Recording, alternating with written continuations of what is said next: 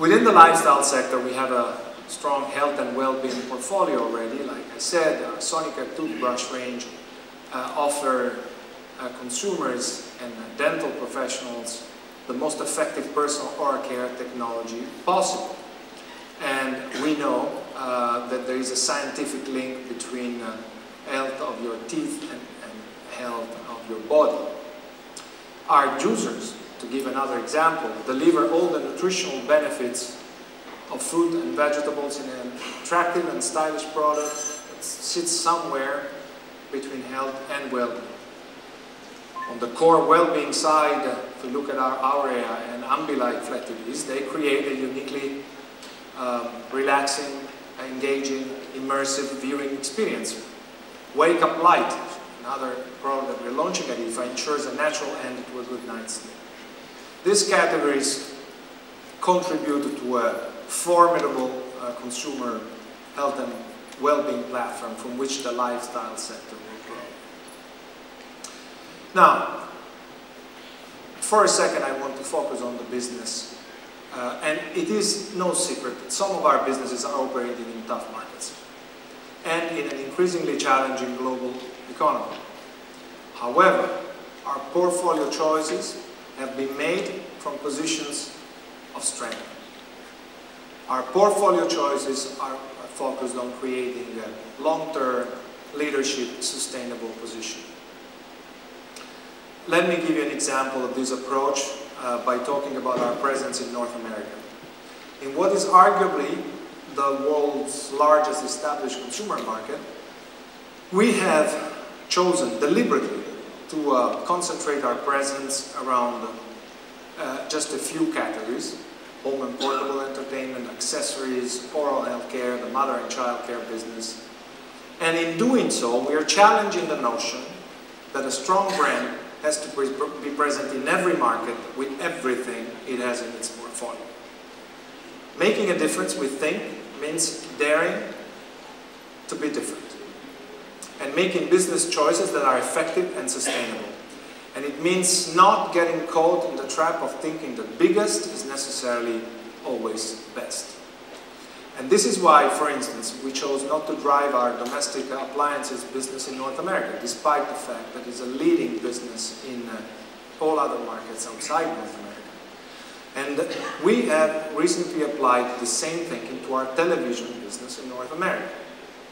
Earlier this year, we have made a very strategic decision to license the Philips brand to Funai, a Japanese partner, enabling them to take over our North American TV operations. And a few weeks ago, we announced another brand licensing agreement with TPV for our PC monitor business on a global level.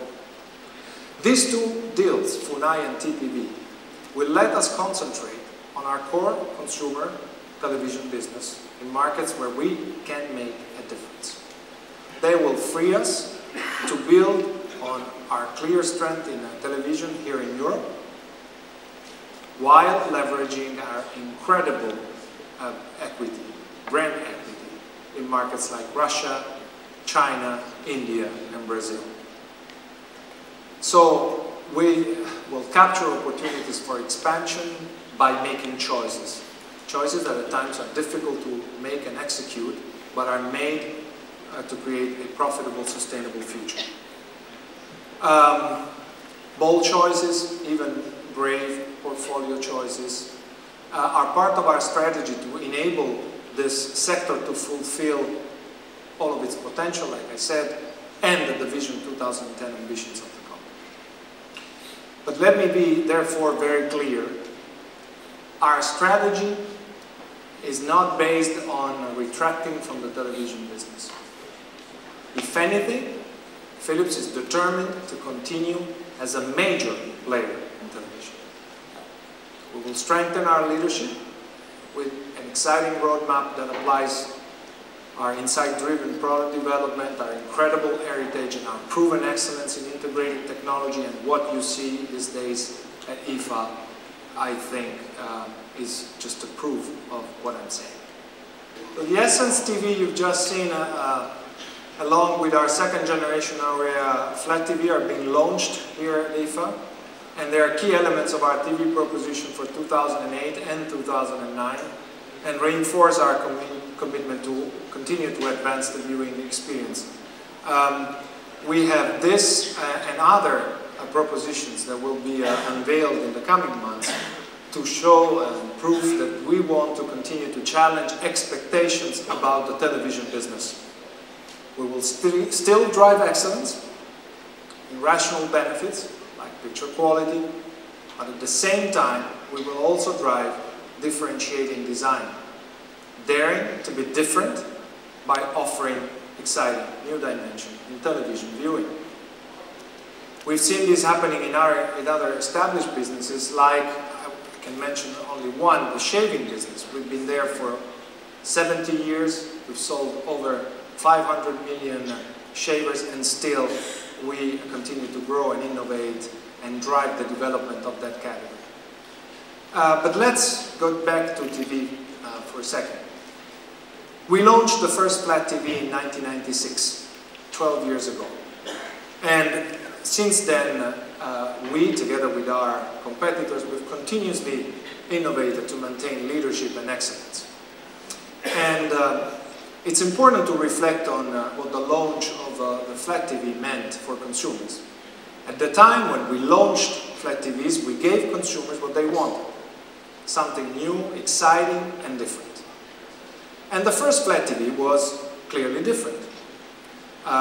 So at a stroke, we took TV out of the living room corner and hung it on the wall. We entered hearts and minds with a lifestyle statement. And the flat TV, which I'm sure you all own in your houses, has changed the way we look at TV. Think about the relationship you have with it. Think about where you locate your TV, the furniture that you place your TV on or next to. Think about the color scheme of the room it's in. Your TV, like your taste in interior design, make a statement, a lifestyle statement about yourself. However, I do challenge the television industry to drive this further. Manufacturers, and I don't hesitate to include ourselves in this statement, need to push the boundaries of television design further. When I visit an electrical store, I'm confronted with rows of near identical TVs. And I think you too have probably had the same thought. If we were to remove the brand badges from the TVs, could you really tell the difference? And I know that performance and picture quality often make that difference, but we must accept that it's not the only thing the consumer is looking for.